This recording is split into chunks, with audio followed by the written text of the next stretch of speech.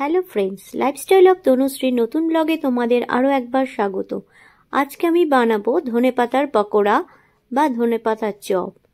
তাহলে আমি প্রথমে দেখো কি করেছি, ধনেপাতাগুলোকে নিচের দিকগুলো ভালো করে শিকড় যেগুলো থাকে সেগুলোকে ভালো করে কেটে অনেকক্ষণের জন্য, বেশ কিছুক্ষণের জন্য জলে ভিজিয়ে রেখেছি। কারণ ধনেপাতায় কিন্তু মাটি আর বালিটা থাকে, তাই সেটা ভালো করে ধুয়ে পরিষ্কার করে নিতে হবে। এবার একটা মিক্সিং বোল নিয়ে নিয়েছি। এবার এই মিক্সিং বোলে আমি একে একে দিয়ে দেব ব্যাটার তৈরি করার উপকরণগুলো। দেখো, প্রথমেই দিয়ে দিয়েছি বেসন দিয়ে এবার তার মধ্যে আমি দিয়ে দেব কর্নফ্লাওয়ার, বেসন, তারপরে আমি দিয়ে দেব এর মধ্যে চালের গুঁড়ো দিলে এই পকোড়াটা কিন্তু বেশ ক্রিস্পি হবে। দিয়ে দিচ্ছি পরিমাণ মতো চালের গুঁড়ো। এই পরিমাণটা কিন্তু ব্যাটারে তোমরা যতটা পরিমাণ পাতা নেবে তার উপর ডিপেন্ড করবে। আমার এই চ্যানেলটা যদি তোমাদের ভালো লেগে থাকে তাহলে অবশ্যই সাবস্ক্রাইব করে পাশে থেকো, লাইক করো, কমেন্ট করো এবং শেয়ার করো, আর জানিও কেমন লাগছে আমার এই চ্যানেল।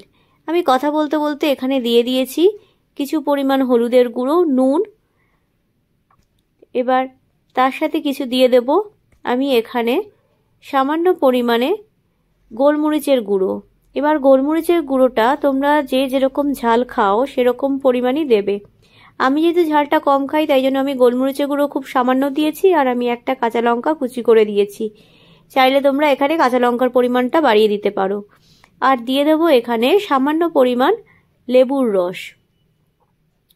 দেখতেই পাচ্ছ আমি খুব একটা অল্প ছোট লেবুর একটা পোর্শন নিয়ে সেটাকে রস করে দিচ্ছি এই ব্যাটারের মধ্যে।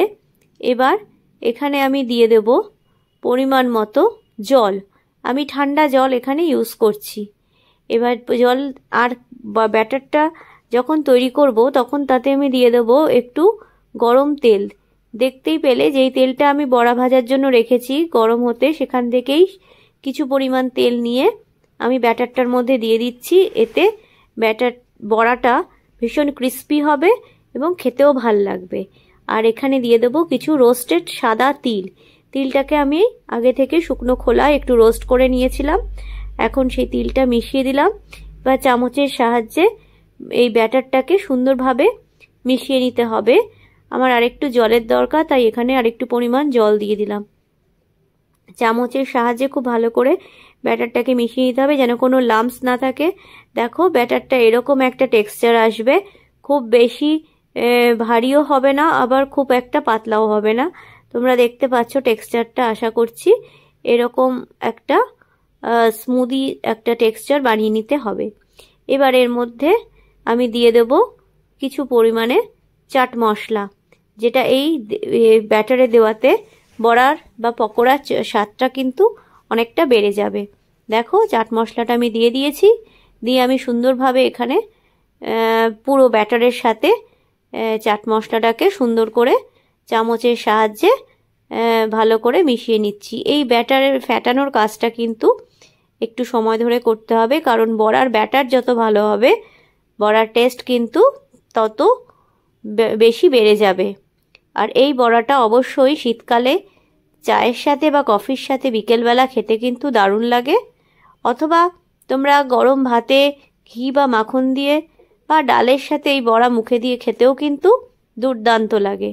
চলো দেখো, আমি এখানে কিছু আটি নিয়ে নিয়েছি ধনেপাতার ভেজানো বাটির থেকে। এবার সেটাকে খুব ভালো করে ব্যাটারের মধ্যে আমি ডিপ করে নিচ্ছি। দেখতেই পাচ্ছ, ঘুরিয়ে ফিরিয়ে ভালো করে ব্যাটারে আমি এটা ডিপ করে নিচ্ছি। নিয়ে এবার এই ডিপ করা পাতাগুলো চলে যাবে গরম তেলের মধ্যে। দেখো, সুন্দরভাবে ব্যাটারের মধ্যে ধনেপাতাটাকে ভালো করে ডিপ করে নেওয়ার পরে এক্সট্রা ব্যাটারটাকে ঝেড়ে নিতে হবে। তারপরে এটাকে আমি ছেড়ে দেব গরম তেলের মধ্যে। এই যখন ফ্রাইটা হবে তখন কিন্তু অবশ্যই গ্যাসের ফ্লেমটা মিডিয়াম টু লো রাখতে হবে। দেখো, আমি বড়ার ভাজার জন্য অলরেডি দিয়ে দিয়েছি ধনেপাতাগুলো। এবার আমি আস্তে আস্তে এগুলোকে ভেজে নেব এবং খুব সাবধানে ভাজতে হবে। একটা দিক ভাজা হয়ে গেলেই আরেকটা দিক উল্টাতে হবে।